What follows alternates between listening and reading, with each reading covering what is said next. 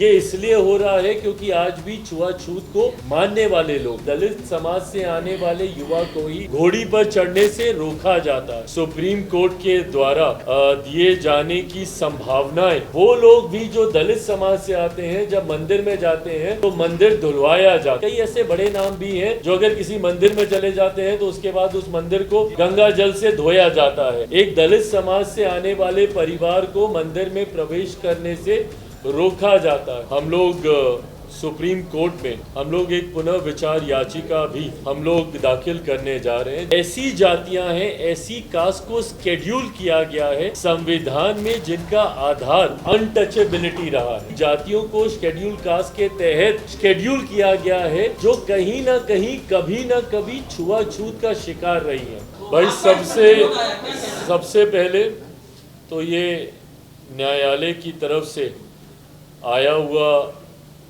ये आदेश है। मैं कोई भी बात ऐसी नहीं कहूँगा जो कि कंटेम्प्ट ऑफ कोर्ट हो, बट हाँ इस बात पर हम लोग की आपत्ति ज़रूर है और लोक जनशक्ति पार्टी रामविलास की तरफ से हम लोग सुप्रीम कोर्ट में हम लोग एक पुनर्विचार याचिका भी हम लोग दाखिल करने जा रहे हैं। जिस तरीके से रिजर्वेशन विद इन रिजर्वेशन के प्रावधानों को सुप्रीम कोर्ट के द्वारा दिए जाने की संभावनाएं खोली गई हैं। पहली बात तो जब अनुसूचित जाति की बात आती है, इस बात को मैं स्पष्ट कर दूं कि अनुसूचित जाति में ऐसी जातियां हैं, ऐसी कास्ट को स्केड्यूल किया गया है संविधान में जिनका आधार अनटचेबिलिटी रहा है। शेड्यूल कास्ट का आधार कतई और कभी भी शैक्षणिक व्यवस्था नहीं रही, उनका आधार कभी भी आर्थिक नहीं रहा, इसका आधार हमेशा से अनटचेबिलिटी ही रहा है।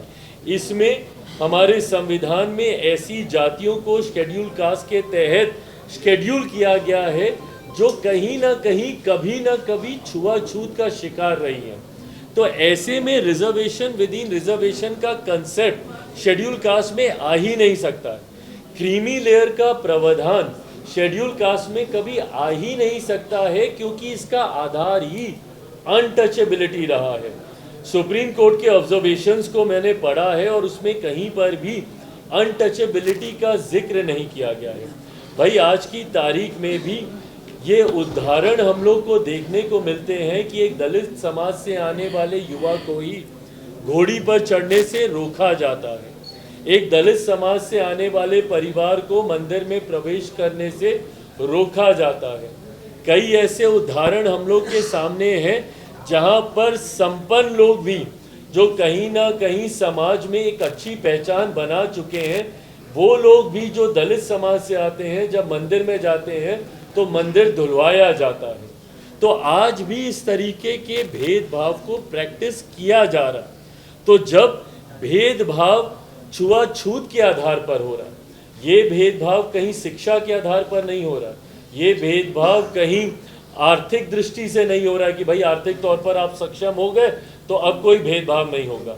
जैसा मैंने अपने उदाहरण में बताया कि कई ऐसे बड़े नाम भी हैं, मैं नाम नहीं ले रहा, आप सब उन नामों को भी जानते हैं। कई ऐसे बड़े नाम भी हैं जो अगर किसी मंदिर में चले जाते हैं तो उसके बाद उस मंदिर को गंगा जल से धोया जाता है।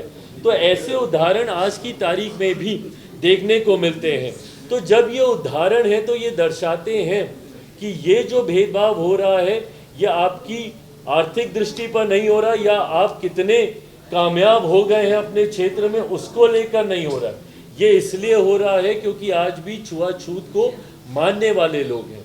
और शेड्यूल कास्ट का जब मैंने जिक्र किया, इसमें उन्हीं जातियों को इसमें रखा गया है जो छुआछूत का शिकार कभी ना कभी कहीं ना कहीं समय के किसी दौर पर रही हैं।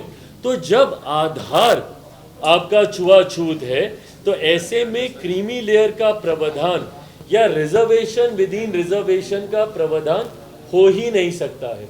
इसीलिए मैं और मेरी पार्टी लोक जनशक्ति पार्टी इससे असहमति रखती है और इसीलिए हम लोगों ने पुनर्विचार याचिका सुप्रीम कोर्ट में हम लोग आने वाले दिनों में हम लोग दाखिल करने जा रहे हैं।